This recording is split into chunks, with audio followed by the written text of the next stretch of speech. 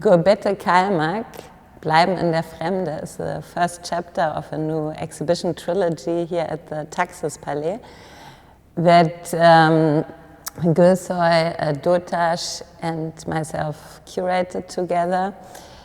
The question of the trilogy is about togetherness and how togetherness is debated specifically in the Western European countries.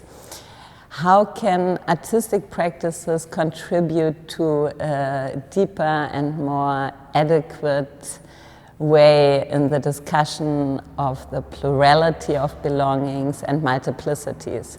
This is the overall topic. Each chapter will be curated together with another person. And in this chapter, we decided to focus on the beginning of the debate that is still following us until today. So the 1970s, and we are showing artists that reacted promptly on the socio-political situation of this very moment. 1973, there is a shift happening. An economical crisis changes the perspective to the so-called guest workers. And they are asked in different ways to leave the country. And we were looking to this moment of, on the one hand, asking the so-called guest workers to leave the country and the strategies that they developed to the people who decided to stay in Germany. And we started our thinking with one word, which became prominent at that time, which is called integration, and the whole idea around it. What we did was looking to artists from the 70s coming from these countries and were engaged, especially from Turkey. We were looking to the situation in different countries, Germany, Berlin-Kreuzberg, but also France, Paris, and of course Austria. The exhibition starts with the works by Hanefi Yalter, a painter who started to study in Istanbul and then came to Berlin, Germany, where he decided from the beginning to not absolutely work like his colleagues, so not to completely integrate in the Western language of art, but to mobilize his traditional knowledge also of miniature, and with this technique which works rather vertically and not with the depth of central perspective, with integrating words in the images and very strong and powerful colors. He is able to articulate, for example, a double denied sense of belonging, so in both directions, to Turkey with a lot of political problems, but also to the new country, to Germany, which is not really ready to make people feel at home. Hanefi Yalter arrives in Kreuzberg in 1972-73, and lives in the area of the working migrants. Kreuzberg at that time was mostly populated by Turkish migrants. There are numbers like 28,000, and the total number of people living in Kreuzberg at that time were 150,000. The Turkish migrants in Kreuzberg were living in houses which were not used at that time or were in a very, very bad situation, and they were living in different constellations. And among them was Hanefi Yalter, and he started to look around and paint the situations, scenes that was surrounding him in a very empathic way. So we can see people in the doing picnics in the park, or people playing instruments or music in the park. These was things that he was looking at and painting. And he belongs also to a group of artists who made an association in '72, and making sure that the people coming from Turkey, and these are a different group of people, they are intellectuals, they're artists and also workers, can come together and have a kind of cultural production. The exhibition continues with the powerful poetry by Semra Ertan. Started to write when she arrived in Germany. She came when she was 15 years old. Her parents were there already as working migrants. And then she starts to write in Turkish. Later on, some poems she wrote directly in German, and very often she translated also herself from one language into the other. What is so remarkable in this poetry is that she has a way of pronouncing the injustices, the deep injustices that she encountered, she and her parents and the community faces, again in both directions. Towards Turkey, who sent these people to Germany, and on the other side also of Germany with a raising racist climate in the beginning of the 80s. And she finds words like a structure of simple sentences to really name these injustices, brutalities of both systems and of the connecting system, also of the guest working system actually. And I think also in the poems that we had the great privilege that Shahid Bilir-Meier, the sister of Semra Ertan, and her niece, Cana Bilir-Meier, who are doing the estate, gave us the original manuscripts. So the audience can now really encounter the process also of writing, because you see the marks, the corrections, and what you can really tell, the poems that she wrote in German, there's a very precise dissection of the German language and the double meanings in a word, and it's exactly in this in-between zones that she also is able to articulate her pain, but also the rebellion, the resistance. So it's also a language in between. It's somehow close to Hanefi, and I would say true for all the artists in the exhibition, that in this very situation they also really create new languages, and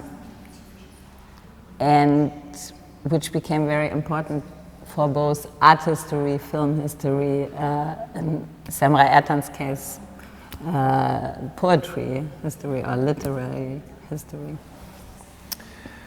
Semra Ertan is doing poetry in a time where people mostly know men doing poetry, like Aras Ören, who was in Berlin at that time, popular. She's also referring to poets who are very famous, who have also a history of exile, like Nazim Hikmet. Nazim Hikmet is a red thread through the whole exhibition. We will come to that later too.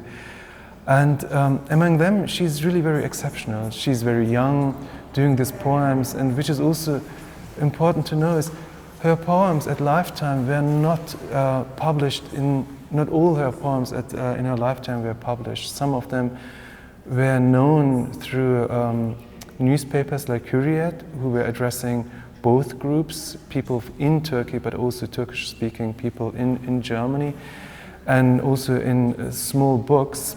And the whole publication of her poetry happened 2 years ago. And what we see, as Nina already said, the handwritten manuscripts from the poems. And in this example, Mein Name ist Ausländer, which is also central to the whole description of the exhibition, you can see that she had different approaches to one poem. She would work on these poems, change lines, and so on and so forth.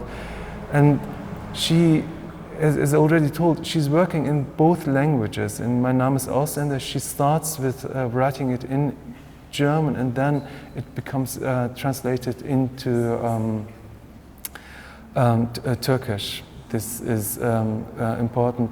As Hanefi Yalter, she's also in a situation where she's connected to a certain leftist group in Germany, working against two different systems, perhaps in her case 3 systems. So it's against imperialism in Turkey, the military coup and the imprisonment of many people in Turkey, among them also artists, but also against the capitalist structures in Germany and the exploitation of workers. Her father is a worker, she is a worker, and this is where also her critique is placed among the other poems which are about love, observation of a very harmless situation. And what was very important for us also in our conversations in curating this exhibition was the question of solidarity, because of course all the artists in this exhibition were not, Semra Ertan, as you said, is a kind of exception, but all the others were not really they were not migrant workers. So they had a sort of privilege compared to the people who came through the guest working system, but at the same time they did not have the same privileges like the artists who had grown up in these Western European countries. And I think the case where all of this culminates, this question of solidarity, is with Sohrab Shahid, because he did not come from Turkey, he came from Iran as a student to Vienna. It's a different kind of discrimination towards this group, because in this time this community came mostly for studying in the 60s.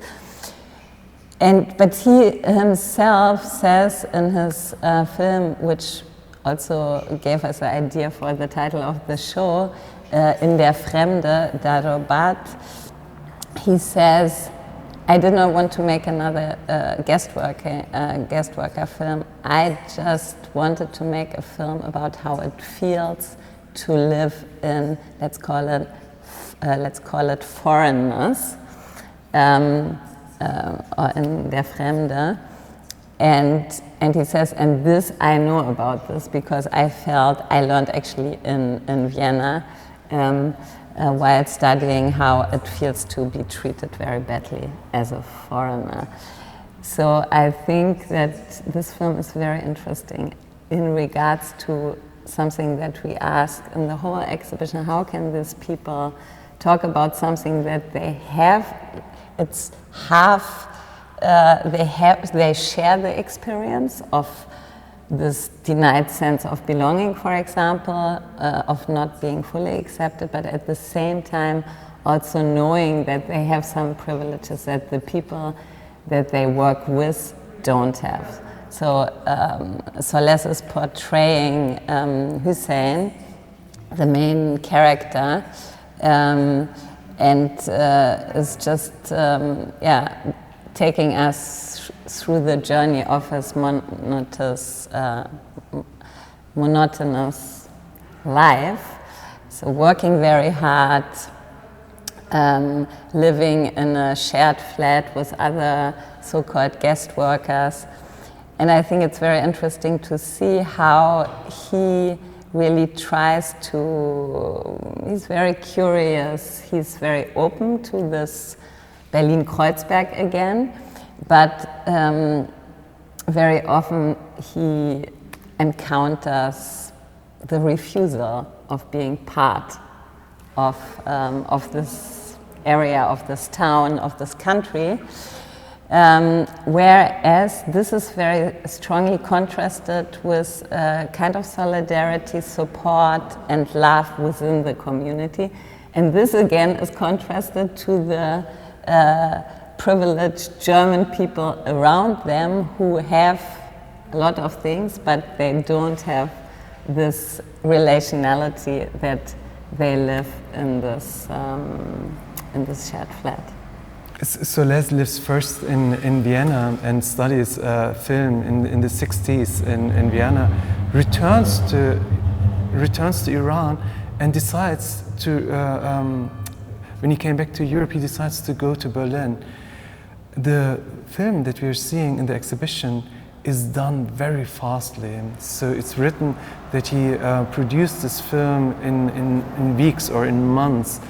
He's working with one actor who is a professional actor, but all the other actors in the movie are casted from the streets. They're living in Kreuzberg. These are not people acting Turkish migrants. They are actually Turkish migrants. They're speaking Turkish, and the main actor, who's from Iran, is also speaking Turkish in the movie, but it's dubbed. So the whole movie is in Turkish and addressing clearly also this group of people who are in Kreuzberg and living. We see scenes in the apartment. This is a big apartment in which they're living, but they're sharing this apartment with many groups. So there is this one core family with the daughter, but there are also men who are alone there. There is an exchange with the men who are there, with the country, people dying. They're having these letters, the exchange of letters. Letters plays an important role in the communication of that time.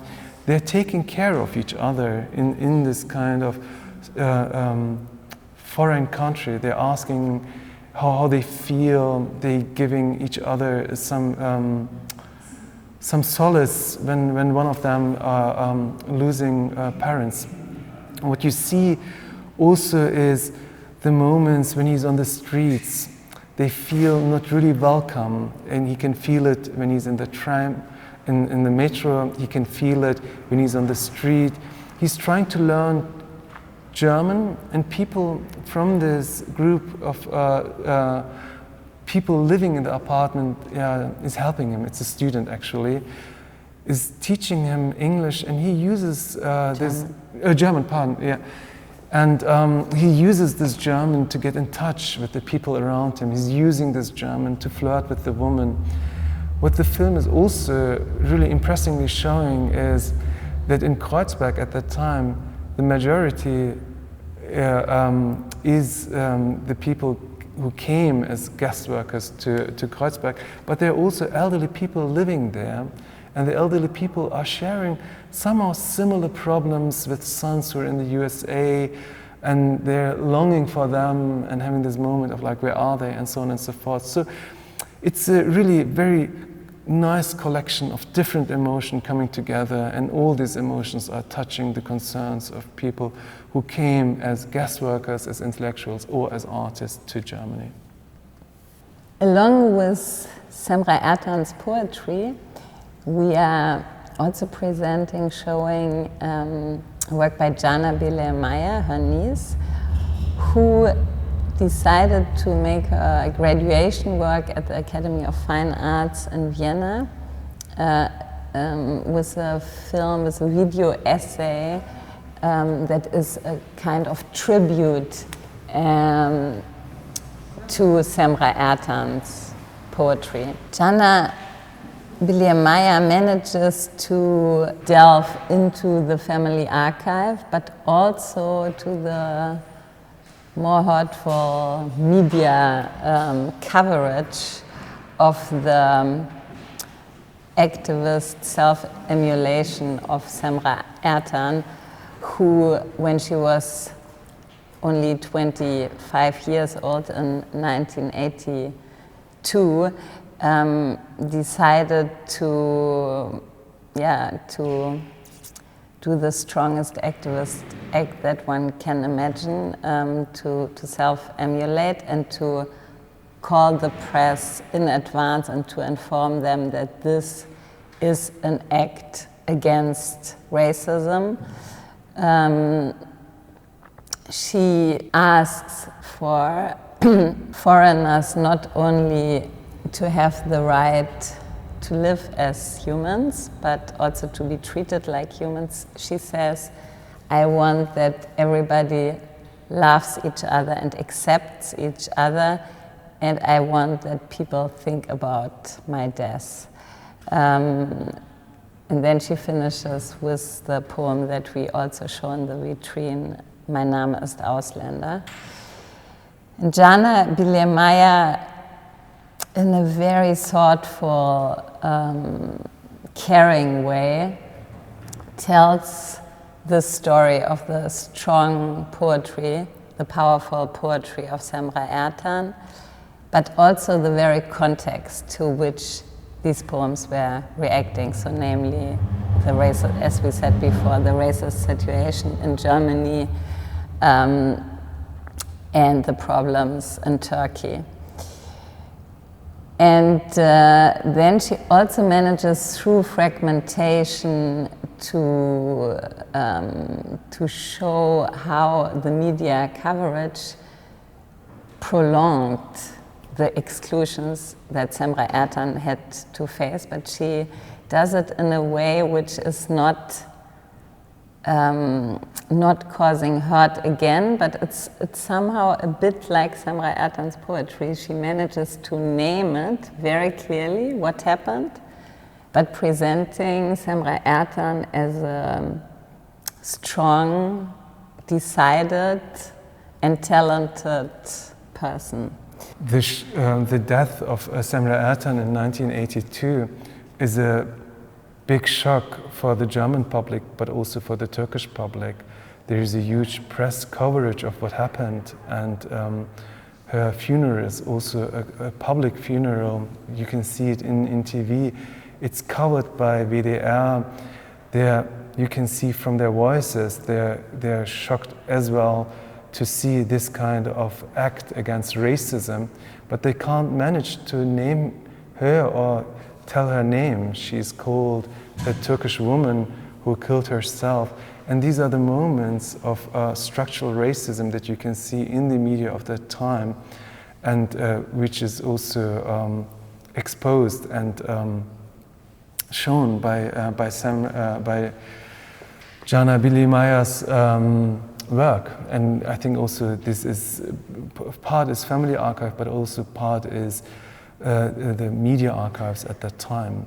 What also is not seeable but hearable, you can hear the music in the short video of Cana Bilir-Meier, and this is a music composition that was done after Semra Ertan died. There is a big solidarity among the different groups in Germany after her death. It's artists who are solidarizing with her, but also leftist groups who are solidarizing with her. She and her mother, Sohrab Bilir-Meier, were the publishers of the poem that is available in 2020, but they're also the founders of an initiative that is taking care of the memory and commemoration of Semra Ertan. One of their main aims and demands are that at the place where she took her life, it should be named after her, after Semra Ertan. And I think this is very much the work of them both, that her memory is still present in our days. Yalter arrives very early in Paris in 1964. She formally is doing paintings and changes her style of working in Paris and starts to be more interested in sociological topics.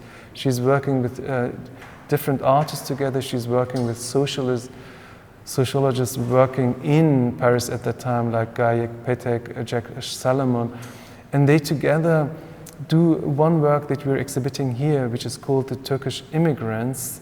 It's done in the late 70s, and it's a group of works. One part of the work is an interview that she's doing mostly with people from Turkey in Paris, but there are also other interviews, and asking them whether in their apartment or in their workshops, how they look at their situation in Paris during the Second Oil Crisis, where France was thinking, and France in total actually, it's also the unions and different leftist groups who are also supporting that the migrants from Turkey should return to Turkey. And she's asking the migrants who are affected by this kind of decisions and plannings, how they look at their situation, and they're very articulate. They can say that this racism is a kind of, is not the real problem. The real problem is the bourgeoisie having this kind of certain capitalistic structures. And it's really impressive how differentiated they're describing their situation in Paris. Around this, the different interviews are installed as a tower, which she calls the Tower of Babel. And from these images and other images, photographies that she was doing at the time when she was doing her field research in Paris, she did extractions. So we see the Polaroids at the time that she did, and she reworked in 2000, in the years of 2000. She pixeled it. You can see the handwritten names of the portrayed person, but we can also see images of this artistic research work in the poster, which is like a wallpaper done from that and written in different languages. A line from a poem from Nazim Hikmet, which is in English, "Exile is a hard job." At that time, Nazim Hikmet himself was in exile in Bulgaria. And what was crucial for near Yalter, or is still crucial, is that